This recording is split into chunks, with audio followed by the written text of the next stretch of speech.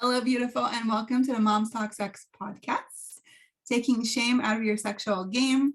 With me, your host, Maury Elvington of Morph Transform Your Reality, where I help women step out of trauma and reclaim their power. I'm so honored to have with me today the beautiful Jodi. Hi, Jodi. Hi. How are you doing? Great to be here. I'm so happy that you're here, and I'm excited for this juicy conversation. So, Jodi, why don't you share a little bit about you and what you do? So I am a life coach and an energy healer, and similar to you, I help women really reconnect to their bodies and move past their trauma and just really find that sexiest, hottest version of themselves. I love it. We need that so much. We need it so badly. So maybe tell us a little bit about your story and what brought you to do this kind of work. So for me, I went through a really traumatic childhood, and I went through years of sexual abuse. And then as I got older, I really struggled with depression and anxiety. And then I got married and I was a stay-at-home mom, and I had a beautiful daughter and a very traumatic childbirth experience. But it got to a point I was very medicated. So I didn't want to live like that anymore. And I decided it was just time to start working on myself, because I didn't in many ways understand how I got so bad. Like, yes, I went through all kinds of stuff growing up, but how did I get here? So I really started diving in and learning a lot and being able to kind of connect the dots on how, so many things from childhood were still affecting me and how it affected my relationship with my husband, now ex-husband. But I wanted to be better for my daughter because I wanted to teach her better than my mom taught me, because my mom was a drug addict. So let's be honest, she didn't teach me squat growing up. Yeah, and even if you don't grow up in an abusive household, sex is a lot of times a very shameful topic. And if you grow up in a very religious household, it is something that people don't talk about, they don't share about, but yet you're supposed to get married and have it so you can have children. So it's very mixed messaging. It is. And I feel like, when we're younger, I know as a parent, you don't want to know or talk or think about the idea that your child is having sex before you're ready, but like it happens. But we hear so many things. I know I did growing up about how shameful it is to have these conversations, and there are things that you don't talk about publicly. And if you talk about it or you enjoy it, you're a slut or whatever, like insert whatever name you want. We've all heard them, and it is, it's gross to pleasure yourself. And we hear so much about it that it creates such a disconnect from us really wanting or experience, whether it's with ourselves or somebody else, because it's so ingrained that it's bad to talk about, it's bad to ask for what you want, things like that. And it's so damaging when you become an adult, because we don't have the right types of conversations about it at that critical time in our life. And we also don't have the tools. We don't have the tools, and we're not aware as to why we're so depressed and so disconnected and have anxiety. We're not aware and connect the dots that maybe it is connected to how you're feeling in your body, right? To how you experience pleasure and how you process things. And so I would love for you to share a little bit of what you discovered on your journey and childbirth and reconnecting and activating. Yes, the activating. So like I do a lot of work with releasing trauma in the body. And I am one of those people that when I find a topic that fascinates me, I deep dive down every rabbit hole. But I'm also big on finding solutions. Like there has to be a way to fix it, right? So I discovered a lot, and I did it on myself a lot just to prove my theory. And I had multiple women do it just to prove my theory as well. And it was all 100% accurate. So one of the big things is when we experience especially sexual trauma, when we don't have that deep connection with our body, when we go through childbirth, different things in our lives, one of the areas that we actually trap trauma in the body is the nerves to the clit. So the clit has 8,000 nerve endings, and the sole purpose of the clit and all of those nerve endings is purely pleasure. It is simply to give us pleasure and feel good and an orgasm. So most women who struggle with orgasms, it's because those nerves are blocked or asleep. Because if you don't, like a muscle, if you don't use it, it gets really, really weak. And then you can touch it and try to move it all you want, and it's hard to do. So we want to wake them up. We want to reactivate them and release the trauma. And what I found is not only does it allow you to actually enjoy it and have an orgasm more often, but we're releasing that trauma. We are built, like our libido goes up, our sex drive goes up, and it could be, he could have a small penis and it could not be that great, but the more nerves that you have awake down there, the more you still kind of enjoy it. It still feels good because we're numb. That's why we don't enjoy it or feel it, or whatever. It's because we're numb, because the nerve endings down there are asleep.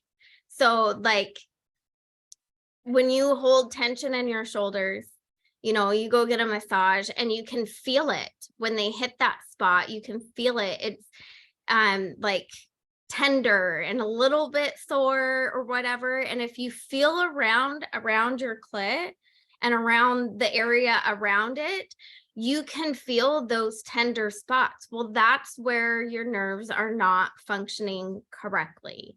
So we want to activate them and wake them up. So you can do it two ways. You can do it with your fingers, or you could do it with the vibrator. Personally, I like to do it with the vibrator. I feel like it gets deeper in there. It releases a lot more, much quicker than you can do alone with your fingers, but your fingers will work 100%. So you want to feel around and find that spot. Always, always, always be gentle. Okay. We're not trying to damage the nerves.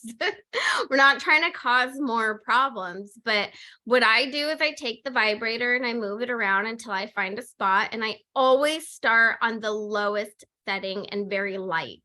And then as you feel it, just kind of focus on the area, but still kind of moving your finger, the vibrator around. So you're getting not just the spot, but the area around it.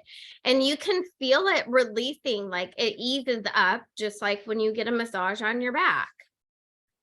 As it does that, I like to turn the vibrator up a little bit. Only I never go past the second setting though.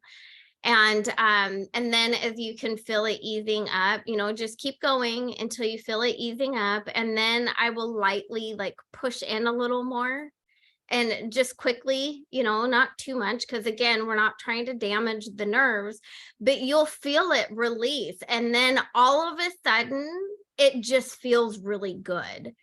And don't stop. Keep going, because we want to remind that nerve what its job is. Keep going until you have an orgasm. And then it's like, oh yeah, this is what I'm supposed to do. And so the next time you go to do it, it'll be a different spot where you feel the tenderness. And the more we wake up those nerves, the more we actually feel and enjoy having sex with our partner, or whatever is going on down there, whatever he's doing down there. You actually feel it more and enjoy it, and you can actually have an orgasm instead of faking them. Because I don't know about you, but I know that I faked a lot of orgasms in my day and it's not that fun. So this is really funny because I actually committed to never fake an orgasm in my life. And the one time I was with a boyfriend and like we didn't see each other for a long time, and And he came first, and I was just like, what? No. You need to get up, work it. I am going to enjoy this too. It's not just a one-way street, dude. Oh, my ex-husband, bless his soul, he's actually not small, but he doesn't know how to use it. Yeah. And he is the epitome of a two-pump chump. Like, there were a couple of times I used to feed him alcohol once in a while, so he'd last just a little bit longer. But he felt guilty almost for not lasting long enough for me to enjoy it. But he was very against like masturbation. And I'm like, if you would do that to yourself more often, you would actually last longer, but he would not do it. So I started like, I don't know, I think I felt bad that he felt bad. And I started faking him once in a while. And he like thought he was the freaking man because he was able to do it. And I'm like, no, it's called fake moaning and a Kegel exercise while you're inside. Like, we can make that shit seem like it's real. I'm sorry, it's a natural talent.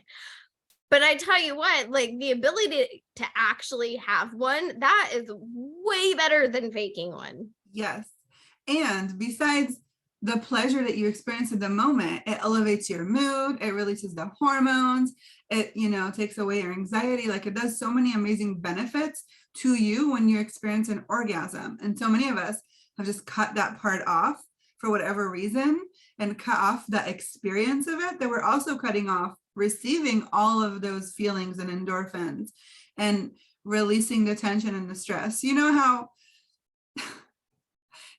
now people call like these women, like, you're such a Karen. Well, I'm just like, Karen just needs an orgasm. Yes. Won't be a Karen, that's all. Yes. That's all you need. It's like these women just need to get off and have a good time and stop faking it. Yes. So I was wondering, okay, so we have these moms, they have children, they're at the house, maybe they're stay-at-home moms. Like, what can they do to find that time to pleasure themselves? Like, or do you have any tips for that? So as a mom, we have to be creative. So I taught my daughter the importance of meditation, and she has no interest in meditating herself. But I mean, she's 13. I don't expect her to.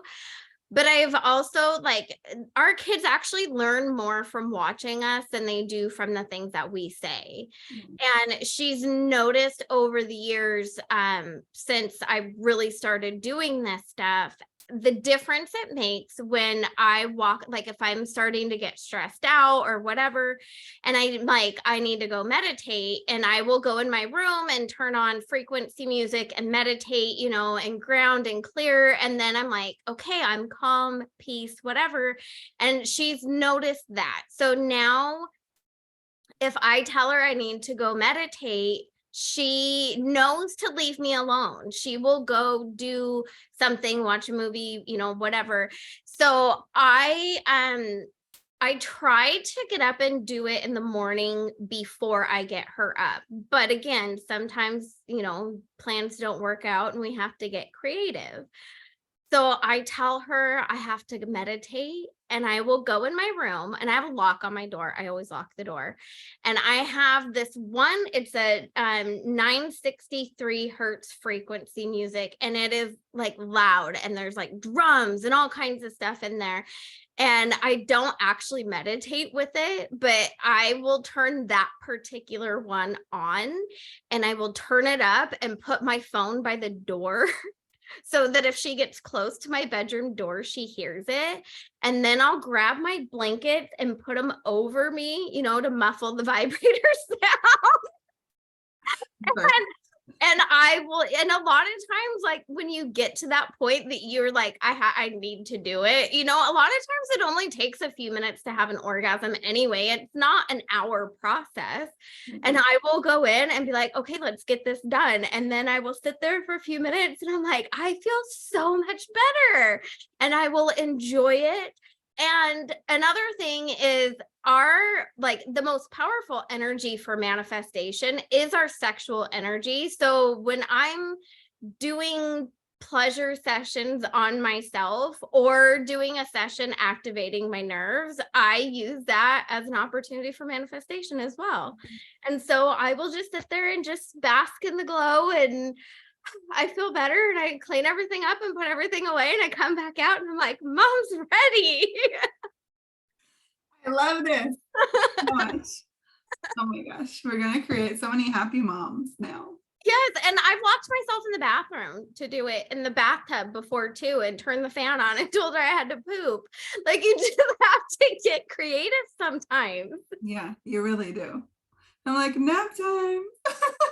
Nap time, when you have really little ones, another thing that I did is like stick her in her high chair with a snack in front of the TV. And I'm like, mom really just needs like 5-10 minutes to herself. And I do a lot of like breath work for calming my nerves and re-regulating my nervous system. And it's great because you can give yourself an orgasm and do the breath work all at the same time. Yeah, So in like 5 minutes, you're a new person. yeah, and it's true. Like when you get to that point, all you need is 5 minutes. It's not, it doesn't have to be that long, but it really changes your day, your mood, how you operate in front of your kids, how you interact. I mean, it really changes the whole dynamics. It does. And I've done a lot of activating the nerves in my clit. I mean, there's 8,000. So it's a lot of work. You're not going to wake up in one session. Come on now. But like the more you do it, I mean, even just moving a certain way with jeans on, like rubs you just right, where you're like, ooh. So now it does, because it actually is really sensitive down there, but when your nerves are asleep, you don't realize it. Right. So now, like being in that kind of turned on state, we really amplify our magnetism. Right. So if I'm going in public, especially like to the store, different things, or I just want to be in a better mood, I will be driving down the road. And if you see me, I probably look like I'm crazy because I'm driving down the road and I'm like wiggling my hips, so my jeans are like rubbing on my crotch. But then it like activates that sensual, sexual energy. And then I'm like, oh, okay, let's do this. I'm ready to go. I love it.